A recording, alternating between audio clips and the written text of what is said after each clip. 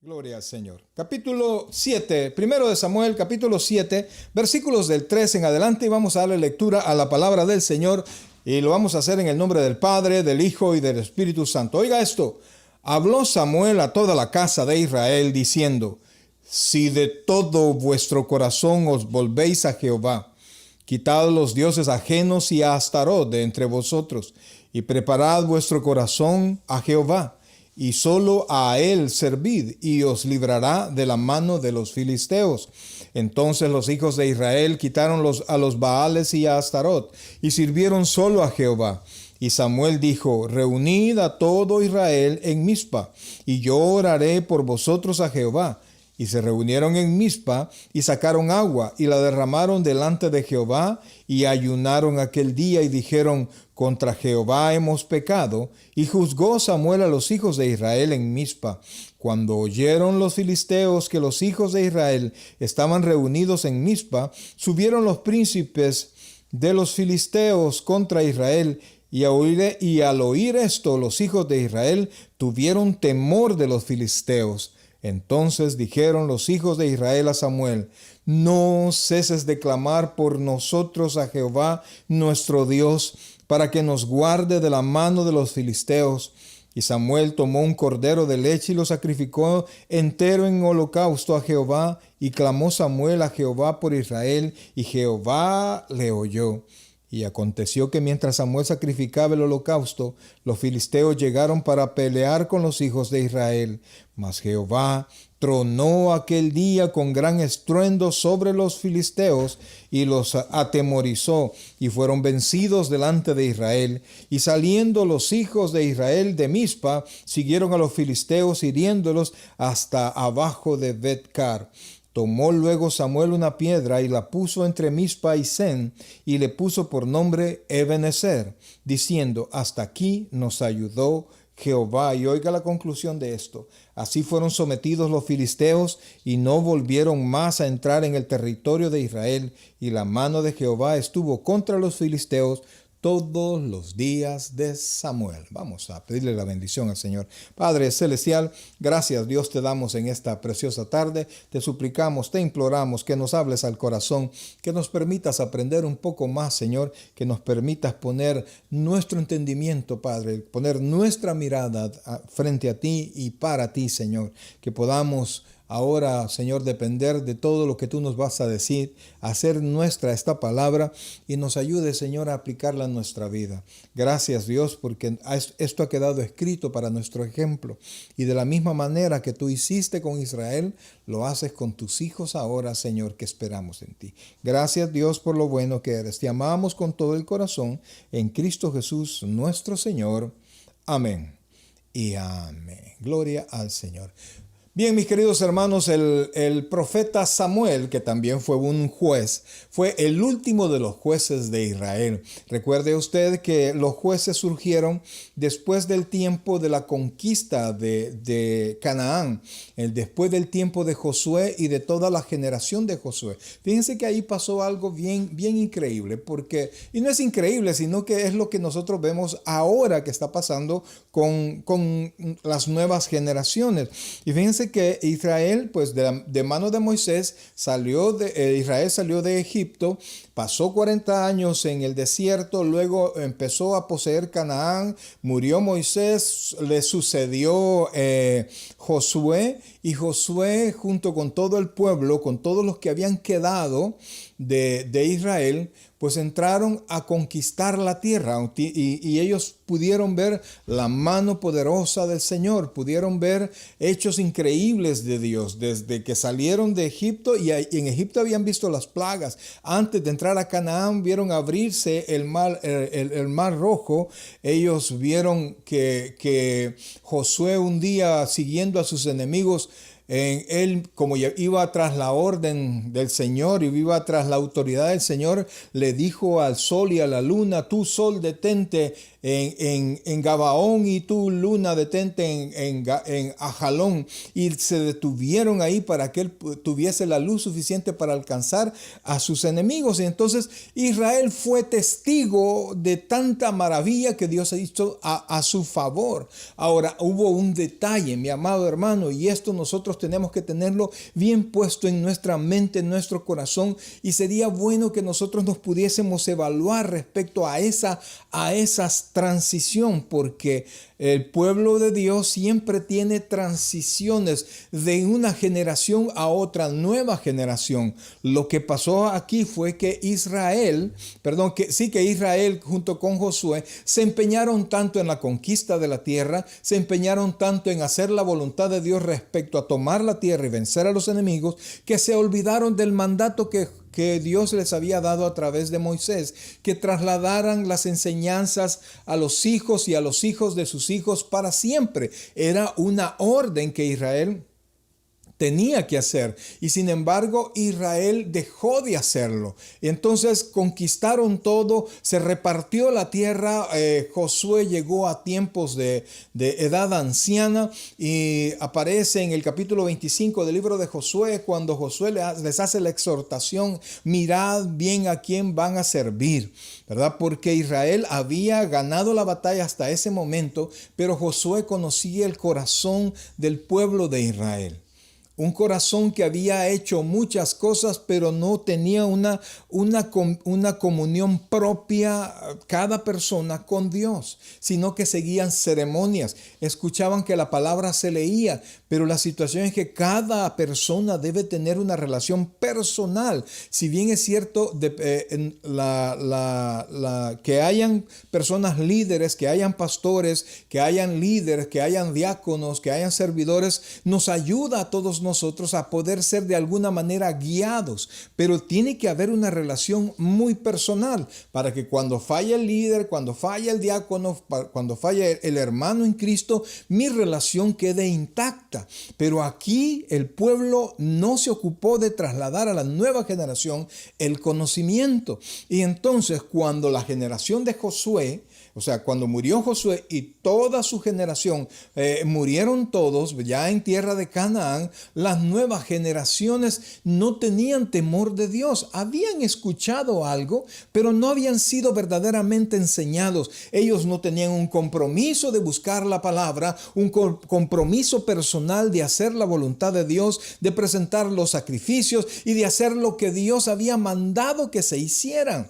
Por eso es que era necesario que cada vez que se tenía una victoria, se levantara un altar y se orara y edificaban piedra sobre piedra, y para que cuando las nuevas generaciones preguntaran: ¿y eso qué es?, ellos podrían decir: aquí Jehová nos ayudó. Entonces el pueblo se perdió, y el pueblo de Israel había sometido a las ciudades, a los pueblos de Canaán, pero al alejarse de Dios, se hizo cierto lo que dice la Escritura: el que habita al abrigo del Altísimo morará bajo la sombra del Omnipotente. En contrario senso, si no habita al abrigo del Altísimo, si se aleja del Altísimo, usted no tiene la protección y el abrigo del Omnipotente, porque Dios no lo va a andar buscando, no lo va a andar rogando, así como veo que andan las mamás: come, hijito, come detrás del niño, hace tu tarea, hijita, hace tu tarea. Sino que Dios, si nosotros nos alejamos de Dios, Él guarda distancia. Es más, Él dice: volveos a mí y yo me volveré a vosotros. Y en nuestro tiempo es más apremiante, porque lo que tenía que hacer Dios lo hizo Jesucristo en la cruz del Calvario. O sea, el paso firme que Dios dio se hizo en la cruz del Calvario. Entonces ahora nosotros, oiga bien, ahora nosotros tenemos que tener una mejor relación personalmente de lo que tuvo el pueblo de Israel. ¿Por qué?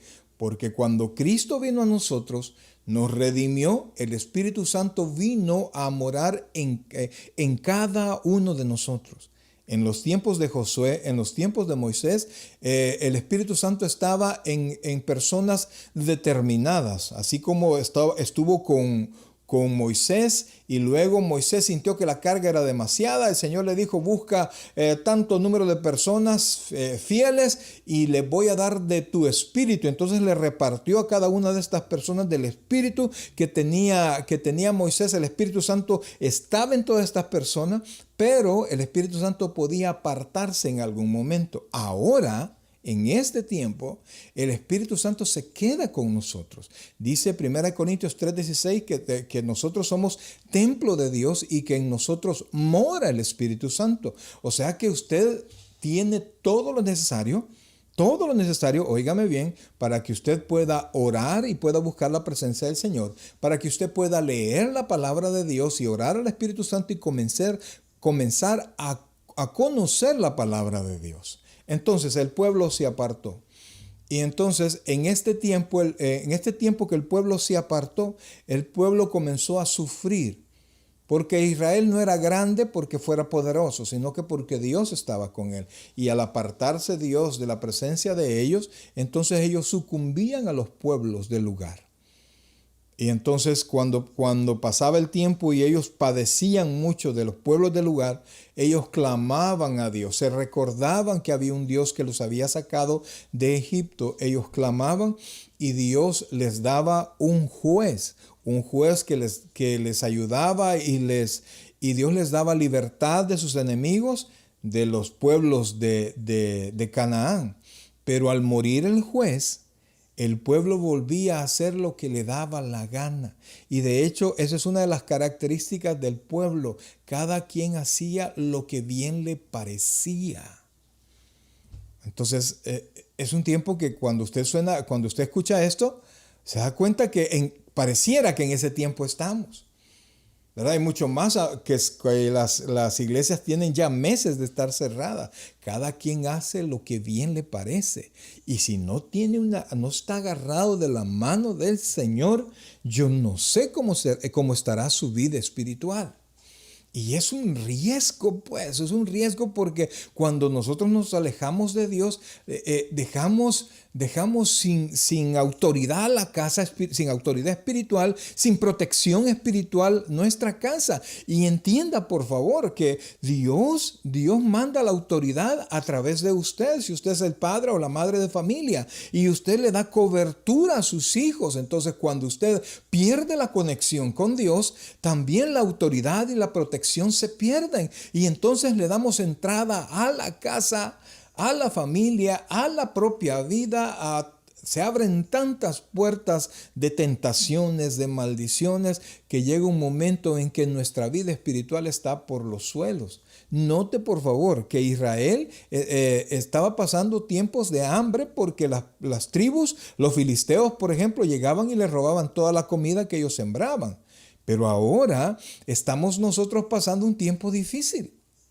Entonces, en este tiempo yo quiero preguntarle a usted, ¿cómo mantiene usted su relación personal con Dios? ¿Qué tan cerca está usted de Dios? Si habláramos de distancia, si pudiésemos señalar distanciamiento, como que fuese distanciamiento físico, ¿qué tan lejos está usted de Dios? Porque eso fue lo que le pasó a Israel.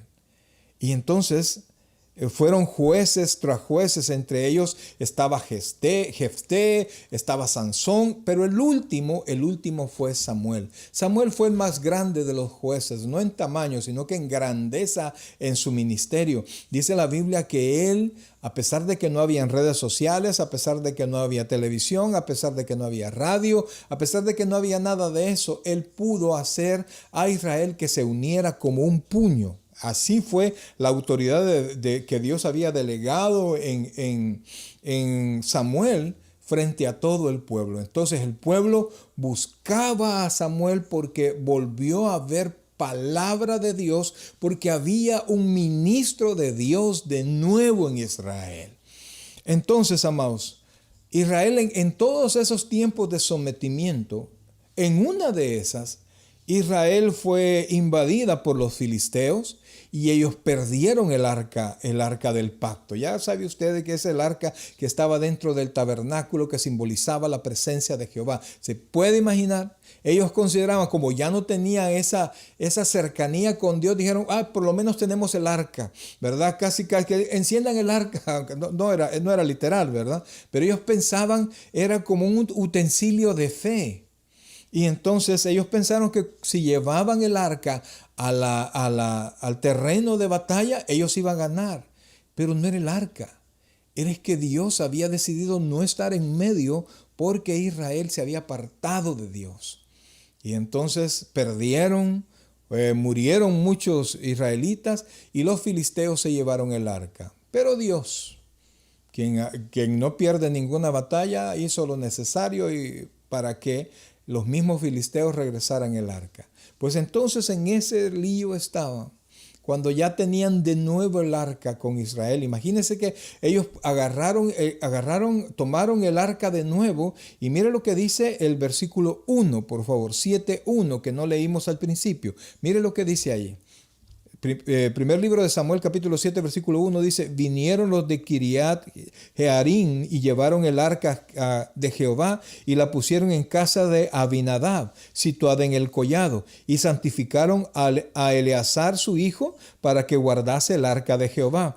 Desde el día que llegó el arca a Kiriat Jearim, pasaron muchos días. Y realmente no pasaron muchos días, pasaron 20 años y toda la casa de Israel se lamentaba en pos de Jehová. ¿Por qué? Porque no tenían la cercanía con Dios, no tenían la autoridad, no tenían la suficiente libertad en el Señor como para poder retomar su vida espiritual. Pero Dios les dio a Samuel. Y entonces Samuel les dice en el versículo 3, porque los filisteos venían de nuevo contra ellos a combatirlos una vez más. Y mire lo que dice el versículo 3, y ahora Dios me manda a usted a leérselo de todo corazón. Porque independientemente cuál sea su vida económica, su vida social, yo hablo de su vida espiritual. No sé en este tiempo de pandemia, en este tiempo de cuarentena, de confinamiento, qué cosas nuevas tiene usted. Ojalá que tenga cosas nuevas, buenas, pero qué nuevos hábitos oscuros probablemente hemos encontrado. Qué programas estamos viendo, porque ahora con las redes sociales y en el internet, no necesita usted salir de su casa para viajar y hacer muchas cosas a través de la web. Entonces, la pregunta es, ¿qué cosas nuevas hay en usted? Ojalá que sean cosas nuevas, buenas. Pero nosotros estamos ya a punto de volver a la casa de Dios, a volvernos a congregar de nuevo físicamente. Espero que usted lo haya estado haciendo espiritualmente, pero ahora yo quiero reconvenirle, ahora quiero volverle a traer las mismas palabras que Samuel le dijo al pueblo. Mire el versículo 3, por favor. Habló Samuel a toda la casa de Israel. ¿Lo tiene ahí? Habló Samuel a toda la casa de Israel. Oiga esto, diciendo, oiga esto: si de todo vuestro corazón os volvéis a Jehová, quitad los dioses ajenos y a Astarot de entre vosotros. O sea, les estaba diciendo, si de verdad te has vuelto al Señor, comienza a quitar a todas aquellas cosas que te distraen, todas aquellas cosas que te dividen la adoración. Dios es un Dios, amados hermanos, y eso lo hemos visto en muchas ocasiones. Es un Dios celoso, no comparte su gloria absolutamente con nadie, no importa. Dios no quiere compartir lo que Él es. Él quiere que toda su adoración sea exclusivamente para Él, no para santos, no para nadie más que no sea Él. Y nos metemos en un lío cuando nosotros dividimos nuestra adoración, dividimos la veneración que tenemos con el Señor. Usted para conmigo puede tener algún tipo de respeto, pero somos hermanos en Cristo. Usted no puede venerar al pastor. Ay, pastor, no, Dios mío, no haga eso. No, somos amigos, somos cristianos, somos consiervos en la obra del Señor. Y así cualquier hombre y cualquier personaje sobre la faz de la tierra no merece más atención que la que usted le puede dar a otra persona. Y a cualquier ente espiritual que no sea el Señor, usted se mete con líos con Dios, se mete en líos con Dios. Y entonces ahora que estamos ya a punto de volver, Dios le está a usted reconviniendo y le está diciendo: ¿qué nuevos dioses te has hecho en este tiempo? ¿Qué actividades has hecho tú en este tiempo que no son agradables al Señor, que te distraen de las cosas de Dios? Mire cómo dice, versículo 3. Habló Samuel a toda la casa de Israel diciendo: si de todo vuestro corazón os volvéis a Jehová, o sea, en otras palabras, si es cierto que te has vuelto a Jehová, quitad los dioses ajenos y Astarot de entre vosotros. Y oiga esto: y preparad vuestro corazón a Jehová, y solo a él servid, y él os librará de la mano de los filisteos. Dios, amado hermano, no nos ha traído aquí en este mundo para que nosotros sigamos de esclavos de nuestros vicios, esclavos de la pobreza, esclavos de tantas cosas. Algunos están esclavos de la infidelidad, esclavos del adulterio, esclavos de la mentira, esclavos del robo, esclavos de tantas cosas y que no pueden servir a Dios, que no están tranquilos cuando sirven al Señor. Algunos se han vuelto esclavos de las redes sociales, esclavos del teléfono.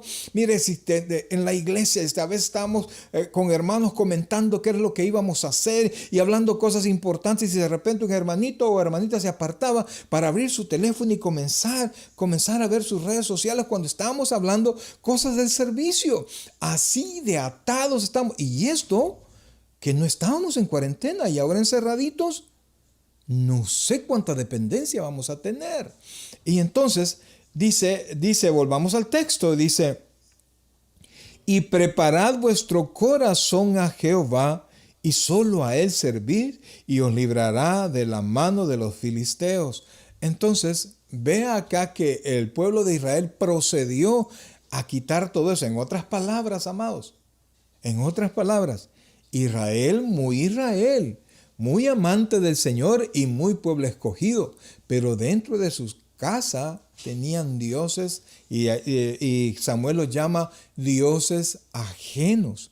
Porque si usted es cristiano, su Dios es Jehová y nuestro Salvador es Jesucristo. Si usted tiene otra cosa, usted tiene dioses ajenos.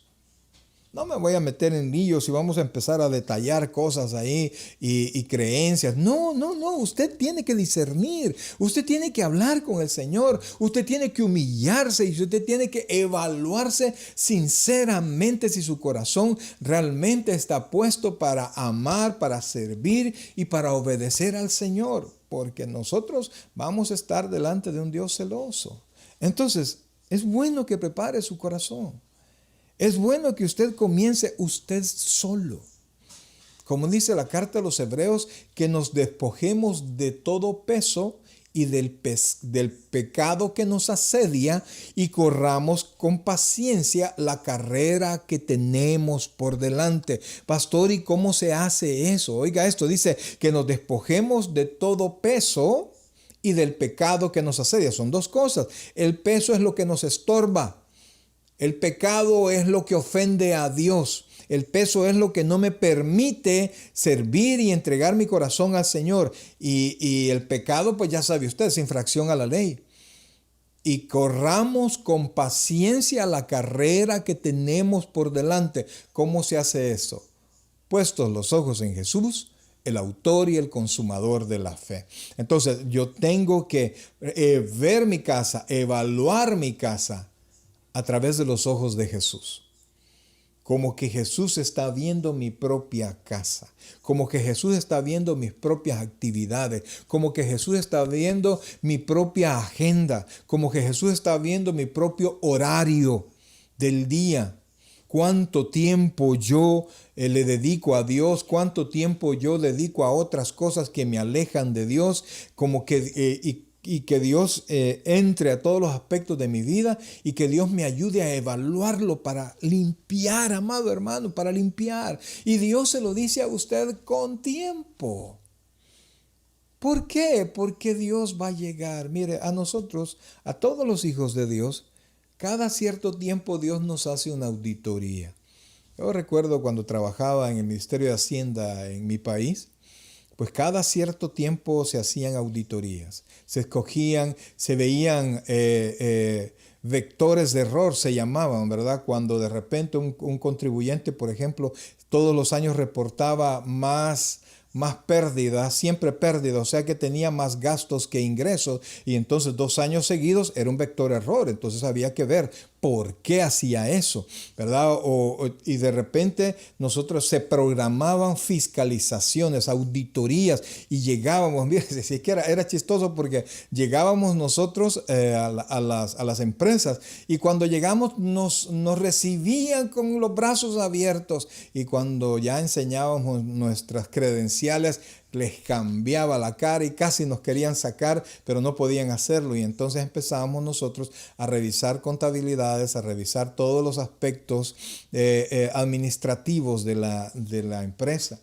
Y entonces empezaban a salir errores, empezaban a salir deficiencias, y a esas deficiencias venían las multas, los intereses, etcétera, etcétera. Y al final el contribuyente se veía obligado a pagar grandes sumas, pagando el impuesto que no había pagado y pagando las multas y los intereses que esto acumulaban. Entonces muchas veces Dios hace lo mismo con nosotros. Tal vez no nos hace una auditoría así contable, como yo lo estoy hablando, pero de repente usted está en bonanza y de repente ¡pum!, todo se cae. Y de repente un accidente, y de repente una enfermedad, y de repente problemas en el hogar, porque esas puertas que nosotros abrimos son entradas para problemas. Amistades que nosotros de repente tenemos que nos sacan, que nos desorientan del camino del Señor, nos llevan a otra situación. Y para usted agarrar una cosa tiene que dejar otra. Solo tenemos 2 brazos. Y entonces usted quiere agarrar una tercera cosa, lo agarra incómodo y otro. Entonces tiene que dejar. Entonces muchas veces lo que siempre pasa es que lo que se sacrifica es el tiempo con Dios. Porque si me sale otro trabajo, si me sale otro compromiso, entonces tengo que ir a la iglesia. Ni modo, hoy no voy a ir a la iglesia, hoy no voy a leer la Biblia, hoy no voy a orar, hoy no voy a hacer lo que Dios me ha mandado. Y entonces decidimos hacer lo que materialmente nos es más importante. Y entonces Dios viene en algún momento y empieza a tomarnos cuenta. El apóstol Pablo dice que si nosotros nos evaluáramos, no fuéramos juzgados por Dios, pero siendo juzgados somos castigados. Entonces este tiempo que nos sirva para que nosotros hagamos una autoevaluación de nuestra vida espiritual, sin necesidad que nadie meta las manos, porque nadie lo va a hacer, solo Dios. Entonces, previo a lo que Dios pueda hacer, hágalo usted. Revísese usted. Evalúese sinceramente, concienzudamente, y hágalo con los ojos de Cristo. Porque nosotros siempre, no, pero es que no soy tan malo. No, pero es que yo tuve una razón para no hacerlo. No, pero, y nosotros nos podemos dar todas las justificaciones.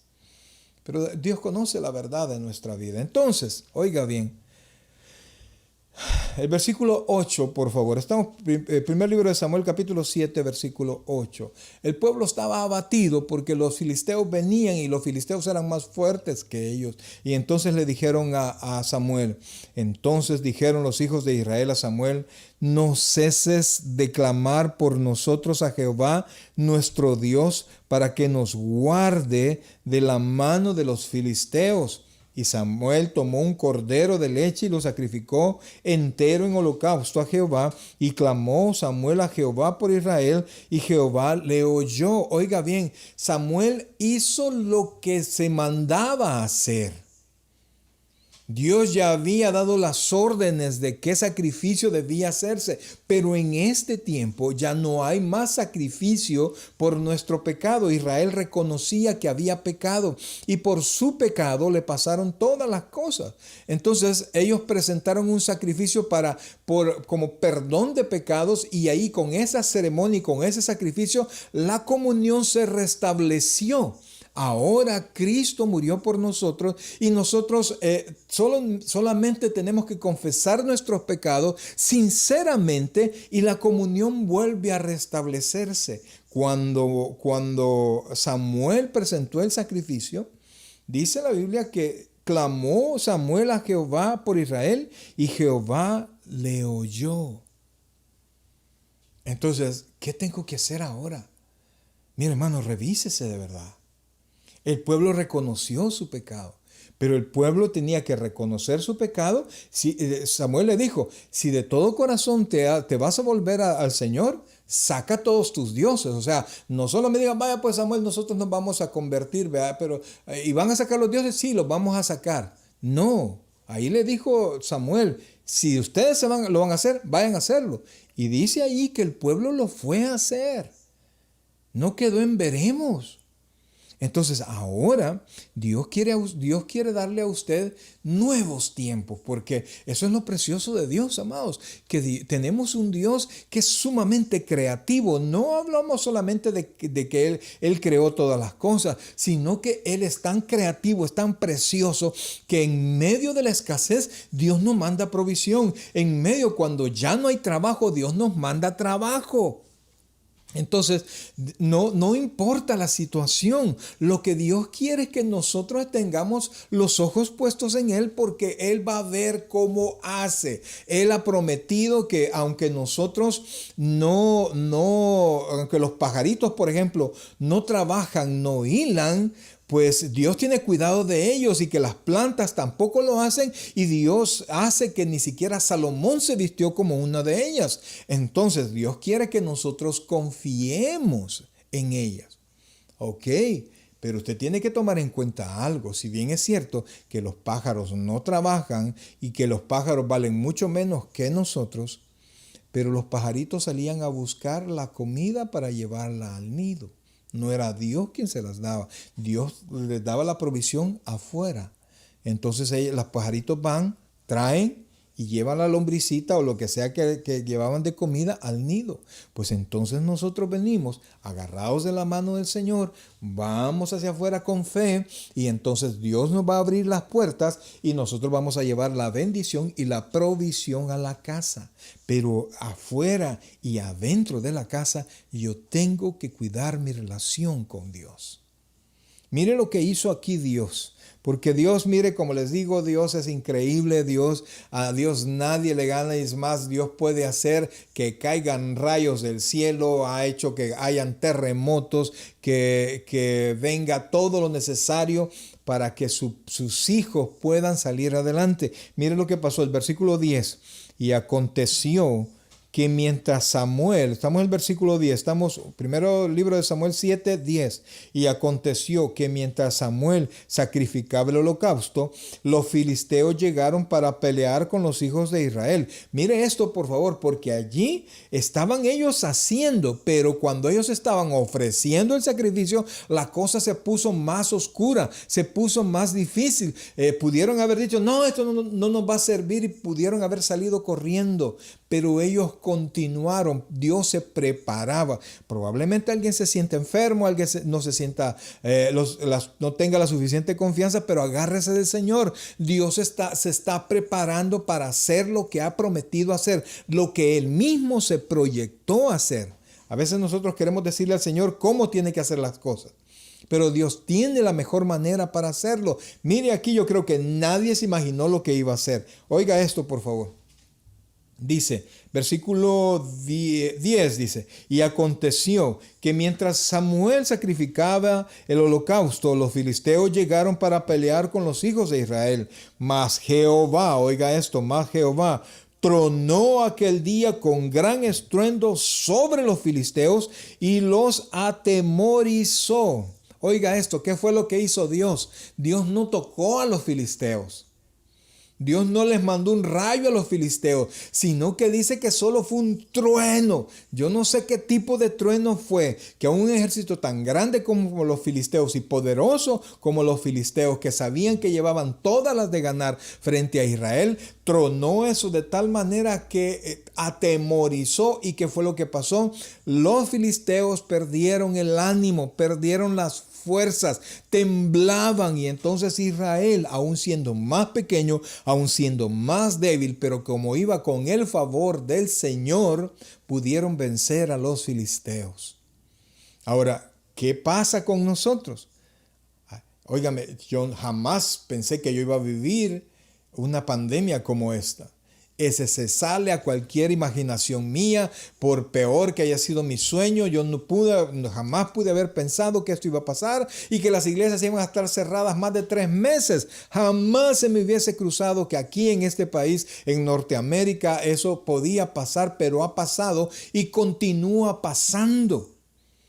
Entonces, ¿qué tengo que hacer? Tengo que seguir caminando, y aunque la cosa se ponga más oscura y vea a los filisteos enfrente y vea la necesidad enfrente y vea el problema enfrente, yo tengo que mantener mi comunión. Samuel no salió corriendo, Samuel siguió presentando el sacrificio y después Dios hizo lo que tenía que hacer. Aún esta pandemia está en las manos de Dios. Él sabe lo que va a hacer y usted no tiene por qué desesperarse. Siga caminando y confíe que Dios está con usted. Óigame bien, confíe en que Dios está con usted. Y no solamente está con usted, sino que Dios es por usted. Y si Dios es por nosotros, ¿quién contra nosotros? Pero amados hermanos, sacúdase aquellas malas costumbres que no son agradables al Señor. Piénselo bien. Medítelo bien y honre a Dios en su vida. Pero terminemos con esto y dice el versículo 11. Y saliendo los hijos de Israel de Mizpa, oiga esto, siguieron a los filisteos hiriéndolo hasta abajo de Bet-car. Versículo 12, ponga atención a esto. Y tomó Samuel una piedra y la puso entre Mizpa y Sen, y le puso por nombre Ebenezer, diciendo: hasta aquí nos ayudó Jehová. ¿Qué hizo allí? Dividió la ciudad. Hasta aquí, el terreno del Señor. Hasta este momento Dios ha estado con nosotros. Mire, ¿qué hizo Dios? Hizo tronar los cielos. Yo no sé qué va a hacer Dios, pero si Dios te ha hecho una promesa y tú tienes verdaderamente, tú sabes que tienes una promesa de Dios, tenga que haber un terremoto, tenga que haber una pandemia, tenga que tronar los cielos, tenga que hacer lo que sea que Dios vaya a hacer, mi querido hermano, Dios lo va a realizar. Dios lo va a realizar y tú vas a poder ver con tus ojos la obra de Dios, pero no te desvíes y purifícate de todas aquellas malas costumbres. Ay, pastor, pero es que la salvación no es por obras. Mire, hermano, yo quiero que recapaciten esto, que aunque por su gracia somos salvos, Dios no es menos porque nos haya perdonado, porque para podernos perdonar, Él mandó a morir a Jesucristo por nosotros, pagó un precio grandísimo. Y entonces lo menos que nosotros podemos hacer es honrar ese precio, honrar esa vida cristiana y vivir conforme a la vocación con la cual nosotros hemos sido llamados. Y entonces esperar en Dios.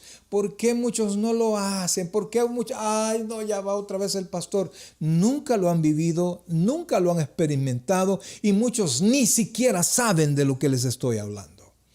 Pues yo le quiero invitar ahora que honre a Dios y comience a deshacerse de malos hábitos, de malas amistades, de malas relaciones, de cualquier cosa que usted sepa que no honra a nuestro Señor. Y termina el versículo 13 diciendo así: así fueron sometidos los filisteos y no volvieron más a entrar en el territorio de Israel. Y oiga qué precioso, por favor. Y la mano de Jehová estuvo contra los filisteos todos los días de Samuel. Samuel fue el baluarte, Samuel fue el juez, Samuel fue la mano de Dios que unió a Israel. Ahora, después de Samuel, pues Samuel fue a quien ungió al primer rey. Luego apareció el cantor de Israel, que es el rey David. Después fue Salomón, Roboán, etcétera, etcétera. Pero yo le digo a usted, ahora sin importar quién sea la autoridad administrativa en esta tierra, nosotros tenemos un Salvador y Señor que es nuestro Señor Jesucristo.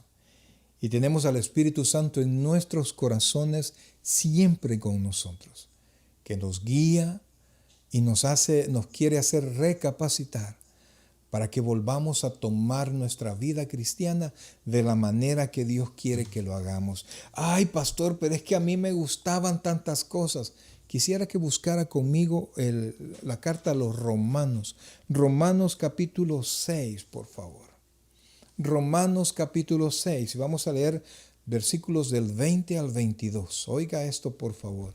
Porque yo he escuchado a cristianos que comienzan a jactarse de su vida pasada. No, es que usted viera cómo yo era esto y lo otro. Y cómo y todos me tenían respeto. Y de repente cuando a veces un cristiano se enoja y le digo, mira, yo como buena gente soy buena gente, pero como malo soy malo, ¿verdad?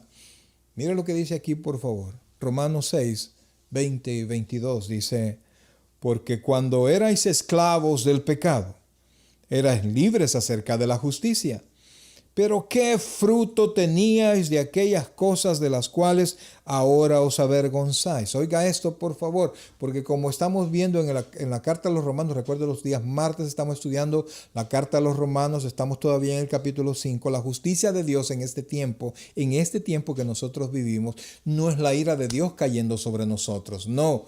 Es la salvación a través de Jesucristo, porque Jesucristo hizo caer Dios hizo caer su ira sobre Jesucristo. Y entonces, para que nosotros tengamos la oportunidad de llegar a Dios, el tiempo de la gracia en el cual nosotros estamos viviendo. Entonces, antes nosotros no teníamos ninguna responsabilidad respecto a esa justicia. No teníamos responsabilidad respecto de Cristo, no teníamos responsabilidad respecto al amar a los hermanos, no teníamos responsabilidad de tratar de vivir una vida que agrade a Dios, no teníamos responsabilidad de nada de eso, Mire lo que dice, por favor, el versículo 20. Porque cuando erais esclavos del pecado, oiga, esclavos del pecado, porque eso erais libres acerca de la justicia. Pero ¿qué fruto teníais de aquellas cosas de las cuales ahora os avergonzáis? Le aseguro que si de repente nos pasaran una película de las cosas que usted hacía cuando no conocía al Señor, se muere de vergüenza. Ahora sigamos, porque el fin de ellas es muerte. Esto es lo que nos esperaba a nosotros. Y ahora estamos en la vida de Jesucristo. Versículo 22. Mas ahora que habéis sido, libertados del pecado y hechos siervos de Dios, tenéis por vuestro fruto, oiga esto, la santificación y como fin la vida eterna.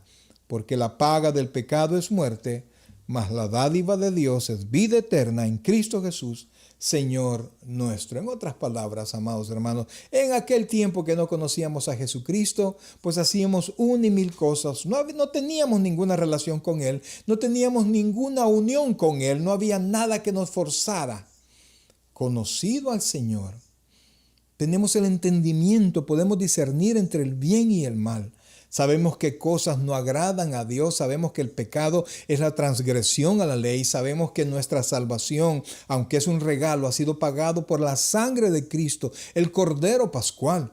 Pero entonces ahora yo tengo una responsabilidad respecto a mi salvación. ¿Cómo así? Tengo que crecer en el conocimiento del Señor, tengo que dar los frutos del Espíritu, tengo que